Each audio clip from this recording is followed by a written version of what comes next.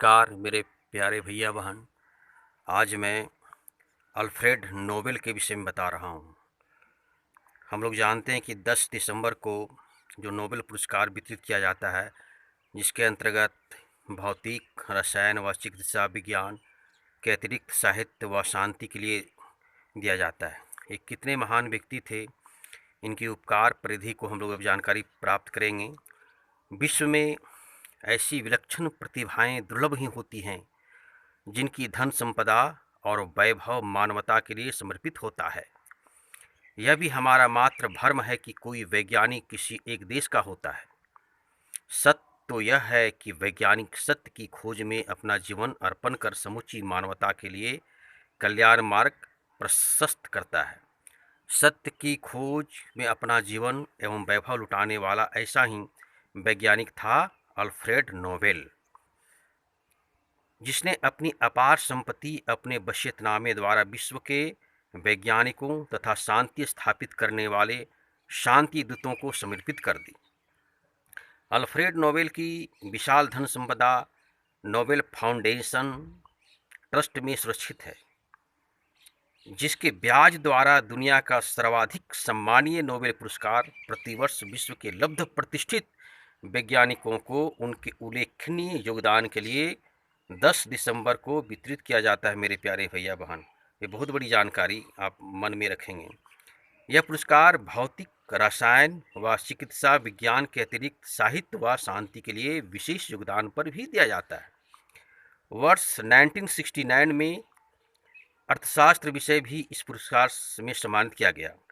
वर्ष 1901 में पहली बार अल्फ्रेड नोबेल की याद में यह पुरस्कार प्रारंभ हुए, याद रखेंगे इसे विशेषकर, जिसे पाने वाले प्रथम भाग्यशाली व्यक्ति थे भौतिक में एक्स किरणों की खोजने वाले W.K. रोंटनजन। याद रखेंगे W.K. रोंटनजन। शांति के क्षेत्र में जीन H. डुनेंट तथा फ्रेडरिक पासी। साहित्य में सुली प्रूधोम। रसायन के क्षेत्र में J.H. वांटहॉफ तथा चिकित्सा विज्ञान के क्षेत्र में E.A. वान बेहरिंग। प्रथम नोबेल पुरस्कार पाने वाली महिला वैज्ञानिक फ्रांस की मैरी क्यूरी रही, जिन्होंने किसी महिला को मिलने वाला मात्र पहला नोबेल पुरस्कार ही प्राप्त नहीं किया, वरन भौतिक तथा रासायनिक दोनों क्षेत्रों में अलग अलग इस पुरस्कार प्राप्त किया। मैरी क्यूरी एक ऐसे परिवार से जुड़ी है जिनसे 2 पीढ़ियों तक 5 नोबेल पुरस्कार जीते। कल्पना कीजिए, अब तक 3 भारतीय नागरिकों को नोबेल पुरस्कार से सम्मानित किया जा चुका है। यह सम्मान प्राप्त करता है रविंद्रनाथ टैगोर, 1913 ईस्वी में साहित्य के क्षेत्र में इनको मिला था।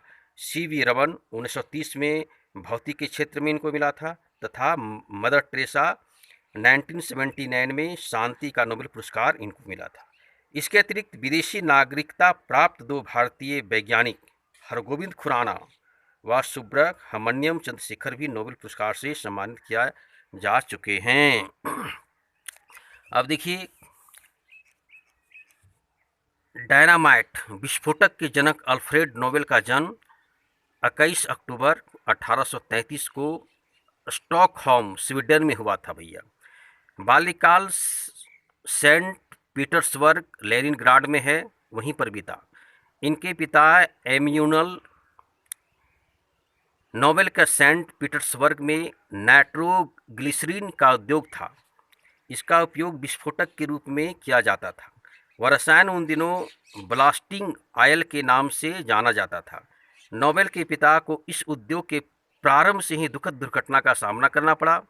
1859 ईस्वी में इनकी फर्म में दिवालिया हो जाने के पश्चात नोबेल ने स्वीडन वापस आकर नाइट्रोग्लिसरीन का उत्पादन प्रारंभ कर दिया, किंतु 1864 ईस्वी में इनके कारखाने में एक दिन भीषण विस्फोट हुआ, जिससे उद्योग में कार्यरत कई कामगार मजदूर और अल्फ्रेड नोबेल के सबसे छोटे भाई एमिल की मृत्यु हो गई। पूरी इमारत भी ध्वस्त होकर ढह गई थी। स्वीडन सरकार द्वारा कारखाने के पुनर्स्थापना की अनुमति न मिलने के बावजूद नोबेल ने मालारेन सरोवर पर बांध निर्माण करके उत्पादन जारी रखा। इनका शोध कार्य नाइट्रोग्लिसरीन के सुरक्षित परिवहन पर केंद्रित था। एक दिन अचानक ही उन्हें अपने उद्देश्य में आकस्मिक रूप से सफलता प्राप्त हो गई। एक दिन अचानक ही अल्फ्रेड नोबेल ने पाया कि एक विशेष कार्बनिक पैकिंग में नाइट्रोग्लिसरीन अवशोषित होकर शुष्क पदार्थ में परिणत हो जाती है। इस प्रकार इस विस्फोटक का हैंडलिंग सुरक्षित हो गया था।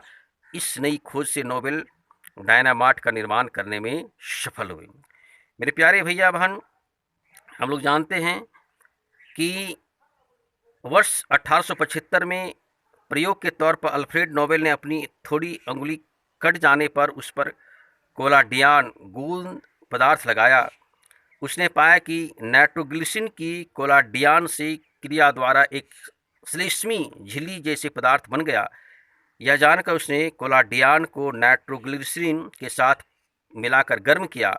इस आश्चर्यजनक प्रयोग द्वारा उसे ज्ञात हुआ कि झिल्ली नुमा पदार्थ डायनामाइट से अधिक विस्फोटक शक्ति रखता है। नोबेल ने इसका नाम डायनामाइट गम रखा। इस तरह इन्होंने मानवता के लिए बहुत बड़ा काम किया।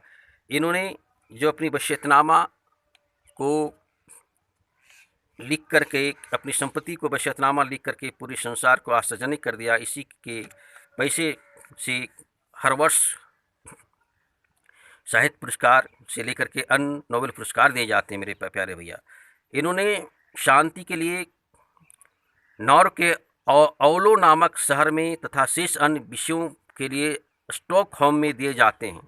वर्ष 1990 में इस तरह के पुरस्कार की राशि मुद्रा के घटते मूल्यों के कारण पुरस्कार का महत्व देखते हुए बढ़ा दी गई है, ताकि पुरस्कार का मूल्य 1901 की राशि के तुल्य रहे।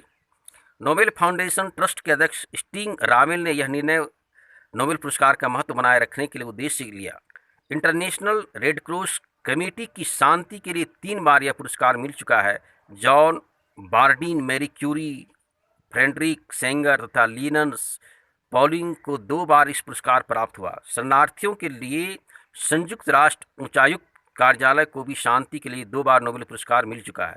सर्वाधिक नोबेल पुरस्कार अमेरिका वासियों को तथा इसके पश्चात ब्रिटिश नागरिकों को प्राप्त हुए। अल्फ्रेड नोबेल अपनी मृत्यु के 95 वर्ष बाद भी अमर हैं मेरे प्यारे भैया बहन, क्योंकि उनके आविष्कार मानवता के कल्याण के लिए थे। अप्रत्यक्ष रूप से देखें तो पाएंगे कि आज के युग की प्रगति में नोबेल का महान योगदान है, क्योंकि आज भी सड़कें बनाने, सुरंगें खोदने, बांधे बनाने में डायनामाइट का प्रयोग किया जाता है।